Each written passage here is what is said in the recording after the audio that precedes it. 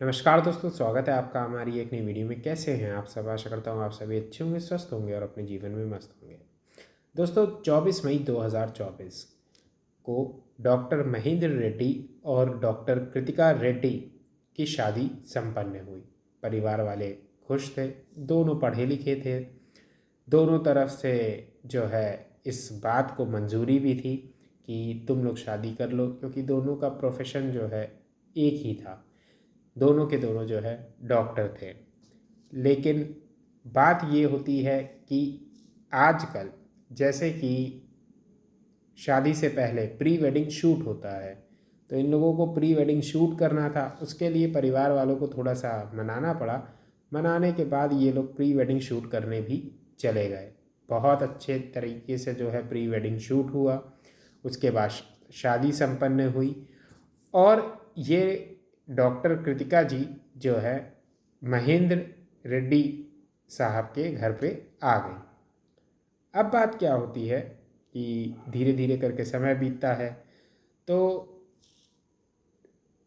कृतिका के दिमाग में ये आता है कि क्यों ना अब क्या किया जाए, क्लिनिक खोल लिया जाए। शादी हो चुकी है, अब मैं एक क्लिनिक खोल लेती हूँ। क्योंकि वो डर्मेटोलॉजिस्ट थी, तो उन्होंने कहा कि मैं अपनी इस क्लिनिक खोल लूँगी और यहाँ पर जो है पेशेंट्स को देखा करूँगी। और ये जो है गैस्ट्रो सर्जन थे महेंद्र रेड्डी, तो ये एक हॉस्पिटल में अपनी सेवाएं जो है दे रहे थे। तो आम तौर पे जो कृतिका थी वो क्लिनिक की वजह से अभी खुली नहीं है, लेकिन क्लिनिक खोलनी थी। तो उसकी वजह से ये कहाँ पे रहने लग गई, ये जो है घर ही में रहने लग गई। और बाकी सारी चीज़ें जो है महेंद्र रेड्डी संभाल रहे थे। वक्त बीतता है, क्लिनिक की तैयारियां जो जोरों शोरों से चल रही होती हैं। समय आता है 21 अप्रैल 2025 का। असल में बात ये थी कि कृतिका को कई बीमारियां थी, जैसे गैस की प्रॉब्लम थी, बीपी की प्रॉब्लम थी। कभी कभार हाई बीपी रहता था, कभी कभार एकदम से लो हो जाता था। और जो है किसी को कुछ समझ में नहीं आता था कि जो है कृतिका को कैसे संभाला जाए। तो भले ही वो पेशे से डॉक्टर थी, लेकिन चीज़ें जो है इंसान की क्या हैं, बिगड़ जाती हैं, तो उनको संभालने में दिक्कत तो होती है। तो वैसे ही जो है कृतिका के साथ भी था। तो अब बात ये हुई कि 21 अप्रैल 2025 को इनके पेट में उलझन होनी शुरू हुई। गैस की प्रॉब्लम थी। तो इन्होंने अपने पति को फ़ोन किया, कहा कि महेंद्र, मेरे जो है प्रॉब्लम हो रही है। बताया तो ये तो खुद ही एक डॉक्टर थे, तो इन्होंने कहा कि देखो, मैं जो हूँ तुमको जो है एक इंजेक्शन देता हूँ, ठीक है। आके इन्होंने इंजेक्शन दे दिया। ये बात आके नहीं, ये फ़ोन पे बात नहीं हुई थी, माफ़ कीजिएगा। ये उसी दिन 21 अप्रैल को जो बात हो रही है, ये घर ही पे हो रही है। उस समय महेंद्र जो है घर पे ही है कि मेरे दिक्कत हो रही है, तुम जो है बताओ क्या करें। तो उन्होंने एक इंजेक्शन दे दिया। इंजेक्शन देने के बाद वो प्रॉब्लम सही हो गई और वो जो है आराम से सो गई। सुबह उठती हैं, कोई दिक्कत नहीं होती है। महेंद्र अपने काम पे चले जाते हैं। ये 21 अप्रैल की रात का वक्त था। 22 अप्रैल को महेंद्र अपने काम पर होते हैं और कृतिका रोज़ की तरह घर ही पर होती हैं। तो वहाँ पर जो है कृतिका के फिर से पेट में दर्द शुरू होता है। तो महेंद्र जो है क्या कहते हैं फ़ोन पर कि एक काम करो, जो इंजेक्शन मैंने कल दिया था उसकी जो है डोज बढ़ा के तुम ले लो, तो तुम्हारा पेट दर्द सही हो जाएगा। कहने लगी ठीक है, मैं ले लेती हूँ। फिर जो है उन्होंने जो है इंजेक्शन ले लिया। अब ऐसे जो है 21 अप्रैल और 22 अप्रैल निकल गई। 23 अप्रैल की फिर तारीख आती है, 25 की। तो 23 अप्रैल को फिर जो है उनकी तबीयत खराब होती है। तो जब खराब होती है तो ये होता है कि क्या किया जाए, फिर से इंजेक्शन दे दिया गया। अब आता है 24 अप्रैल। 24 अप्रैल को जब सुबह होती है तो महेंद्र फ़ोन करते हैं कृतिका के मैके वालों को और कहते हैं कि कृतिका की कल रात में तबीयत खराब हुई थी, पिछले 2-3 दिन से ख़राब चल रही थी, और इस समय जो है कृतिका को जब मैंने आवाज़ दी, सुबह मैं उठा तो जैसे ही आवाज़ दी तो कृतिका ने कुछ भी रिप्लाई नहीं किया, उसकी बॉडी में भी कोई हरकत नहीं हो रही है। आप लोग एक काम करिए, जल्दी से यहाँ आ जाइए और हम जो है कृतिका को हॉस्पिटल लेके चलें। ये बात होती है, घर वाले दौड़ते भागते हुए पहुँचते हैं, इधर सब लोग हॉस्पिटल लेकर जाते हैं। वहाँ पर डॉक्टर जो है चेकअप करते हैं और उसके बाद कृतिका को मृत घोषित कर देते हैं। जब ये बात हुई तो सभी लोग सदमे में आ गए कि हंसती खेलती कृतिका इस दुनिया से चली गई। कृतिका की बीमारी के बारे में सभी लोग जानते थे, तो ये हुआ कि डॉक्टर ने कहा पोस्टमार्टम जो है होना चाहिए, क्या आप पोस्टमार्टम हम लोग की इजाज़त दे रहे हैं? तो ये इस बीमारी के बारे में सबको पता था और महेंद्र कहने लगे कि नहीं, पोस्टमार्टम नहीं, क्या जो है मेरी बीवी को चीर फाड़ करवा रहे हैं आप, ये जो है चीर फाड़ ना करवाइए। अच्छा, कृतिका की जो बड़ी बहन थी वो भी डॉक्टर थी, वो कहने लगी कि नहीं, पोस्टमार्टम होगा। पहले जो है जो महेंद्र के सास ससुर हैं वो कह रहे हैं कि नहीं नहीं नहीं, कोई ज़रूरत नहीं है पोस्टमार्टम की, लेकिन जब बड़ी बहन ने कहा कि नहीं पोस्टमार्टम तो होगा, तो जो है ये हुआ, सास ससुर ने कहा कि ठीक है पोस्टमार्टम करवा लो। महेंद्र नहीं चाहते थे कि पोस्टमार्टम हो, क्योंकि गैस और बीपी की प्रॉब्लम, और गैस बीपी की प्रॉब्लम की वजह से ये मौत हुई थी और हॉस्पिटल में ही मौत हुई थी। तो अब ये हुआ कि जो है अब एमएलसी बनेगा, तो उसके लिए क्या होगा, एक कंप्लेंट होगी, पोस्टमार्टम हो रहा है तो पुलिस आएगी, पुलिस को भी जो है पता चलेगा।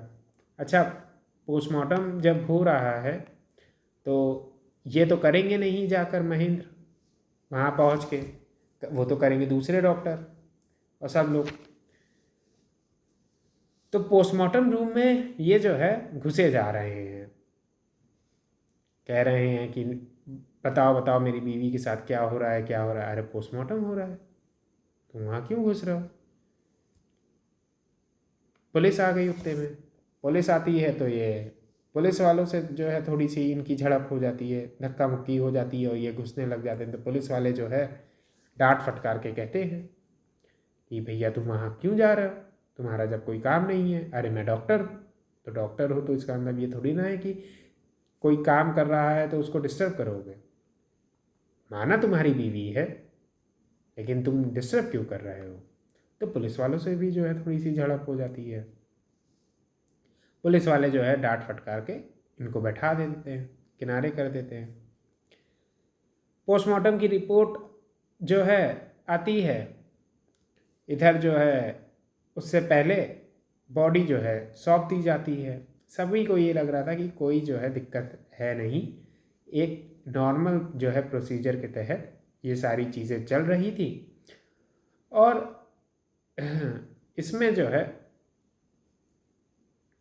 कोई भी ऐसी सनसनीखेज चीज़ नहीं पता चलनी है, क्योंकि जो बीमारी थी वो पहले से ही थी।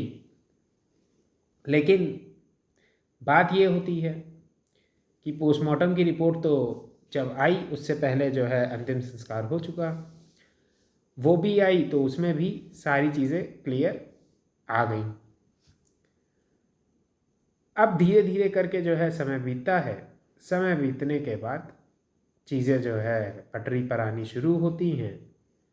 सभी लोग जो है कृतिका की मौत से उभरने शुरू होते हैं और सभी लोग अपनी एक नॉर्मल ज़िंदगी की तरफ आगे बढ़ने की कोशिश कर रहे होते हैं, क्योंकि जो बात सच है परिवार से कोई चला जाए और वो भी माँ बाप की क्या हो, बिटिया हो चाहे बेटा हो, बिटिया हो चाहे बेटा हो, कोई भी हो, चला जाए, और वो जो कि बहुत प्यारा हो।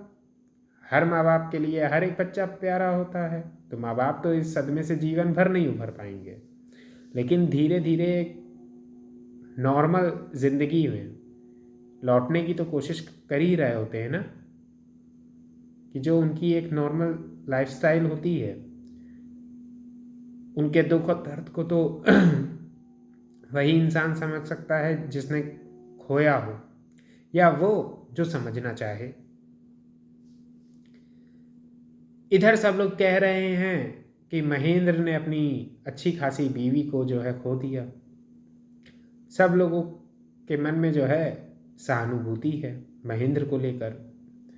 वो बहन जिसने जो है ज़बरदस्ती लड़के जो है अपनी बहन का पोस्टमार्टम कराया था, उस बहन ने भी जो है महेंद्र के प्रति थोड़ी सी सहानुभूति दिखाई। लेकिन ये सहानुभूति सभी लोगों की महेंद्र के प्रति समाज की जो थी, वो 6 महीने बाद जो है बदल गई। अभी 13 अक्टूबर 2025 को जो है वायसरा रिपोर्ट आई, तो जैसे ही ये वायसरा रिपोर्ट आई, सारी चीज़ें जो है पलट गई। जो भी महेंद्र को सहानुभूति की निगाहों से देख रहा था, हर उस इंसान ने महेंद्र को कातिल की निगाहों से देखना शुरू कर दिया। ऐसा क्या था? वायसरा रिपोर्ट में पता चलता है कि एनेस्थीसिया की ओवरडोज के कारण जो मौत हुई कृतिका की, वो उसी की वजह से हुई। ओवरडोज दे दी गई थी और कुछ समय के अंतराल पर लगातार दी जा रही थी, जिसकी वजह से ये सारी चीज़ें घट गई। पोस्टमार्टम की रिपोर्ट में ये चीज़ सामने नहीं आई, लेकिन वायसरा रिपोर्ट में जो है ये चीज़ सामने आ गई, और इसीलिए जो है पोस्टमार्टम नहीं कराना चाहता था महेंद्र। जैसे ही ये रिपोर्ट सामने आती है, तुरंत कृतिका की बड़ी बहन अपने पिता को लेती हैं और पहुंच जाती हैं रिपोर्ट दर्ज करवाने के लिए। वहाँ पे रिपोर्ट दर्ज करवाती हैं थाने में। थाने में रिपोर्ट दर्ज करवाने के बाद पुलिस महेंद्र को गिरफ्तार करती है, पूछताछ करी जाती है। पहले आनाकानी होती है, लेकिन फिर जो है जब डांट फटकार के कहा जाता है, तब जो है महेंद्र कहता है कि जब मेरी शादी तय हुई है, तो मेरे परिवार वालों ने जब कृतिका को देखा तो सबको जो है अच्छी लगी कृतिका, लेकिन मेरे ससुराल वालों ने कई चीज़ें छिपाई, जो कि थी गंभीर बीमारियां, गैस की प्रॉब्लम और बीपी की प्रॉब्लम। मेरी बीवी जो है आए दिन परेशान रहती थी, बीमार रहती थी, और मैं जो है उसके साथ जीवन नहीं जीना चाहता था। मैंने पहले ही जो है क्या किया, शादी के पहले, अब ये शादी के पहले की बात है, जब मुझे ये पता चल रहा है कि इसके बीमारियां हैं, तो मैं जो मेरा मन खट्टा गया था और मैं नहीं चाहता था कि इससे शादी करूं। तुम उसी समय बोल देते कि देखो भैया तुम्हारे बीमारियां हैं, जिसकी वजह से जो है मैं शादी नहीं करना चाहता हूँ, बोल देते। तब तो तुम जो है देवता समान बन गए कि तुम्हारी बीमारियां क्या हैं, इन बीमारियों का इलाज मेरे पास है, मैं तो इन सभी चीज़ों के बंधनों से बहुत दूर हूँ। तुम बोल देते सीधे सीधे, तब तुमने बोला नहीं, तो जो है कम से कम कृतिका की जान तो बच जाती। तब ये इन्होंने ये बात नहीं बोली। ठीक है भैया, शादी कर ली, सामाजिक दबाव में करी गई थी ये शादी, कि लोगों को मैं दुख में नहीं देखना चाहता, और समाज में मान मर्यादा इज्जत अच्छा, तो इन्होंने जो है शादी आदि कर ली। फिर जो है इनके दिमाग में ये आया कि 3-4 महीने बाद कि इसकी बीमारियों की वजह से जो है मैं अपनी ज़िंदगी ख़राब नहीं करूँगा, मैं जो हूँ इससे छुटकारा चाहता हूँ। चलो ठीक है भैया, तुम छुटकारा चाहते हो, तुम कह दो। डाइवोर्स एक जो है लीगल प्रक्रिया है जिसके माध्यम से तुम क्या हो सकते हो, एक व्यक्ति से जो है दूर हो सकते हो अगर तुम उसके साथ जीवन नहीं बिताना चाहते हो। नहीं नहीं नहीं, डाइवोर्स नहीं देंगे, हमारे दिमाग में तो जो है मर्डर करना है ना, तो हम क्या करेंगे, हम मर्डर करेंगे। यही जो है क्रिमिनल माइंडसेट होता है। अब जो है बात ये होती है कि इन्होंने कहा कि हम डाइवोर्स नहीं लेंगे, हम जो है एक ऐसा षड्यंत्र रचेंगे जिससे जो है मौत भी हो जाए और किसी को पता ना चले। इन्होंने दिमाग लगाया, और इन्होंने ऐसा दिमाग लगाया जो इनका दिमाग फेल हो गया। इसको कहते हैं दिमाग का गलत इस्तेमाल करना। एक डॉक्टर कसम खाते हैं कि वह पेशेंट की जान बचाएंगे।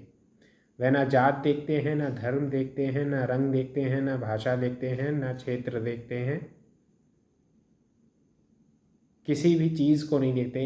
इवन आप ये समझिए कि कसाब वाला जो केस था, उसमें कसाब ने इतने लोगों को मारा था और डॉक्टर्स क्या चाहते थे कि कसाब का इलाज किया जाए।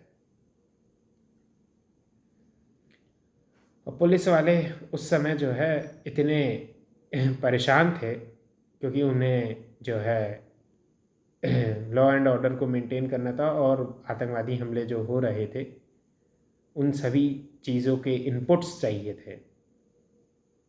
तो वो डायरेक्ट इन्वेस्टिगेट करना चाहते थे, उससे पूछताछ करना चाहते थे। यहाँ पे डॉक्टर्स के एथिक्स और मॉरल्स देखिए आप कितने हाई हैं, लेकिन बात यही है कि कुछ चीज़ें जो है एथिक्स और मॉरल्स के परे जाती हैं।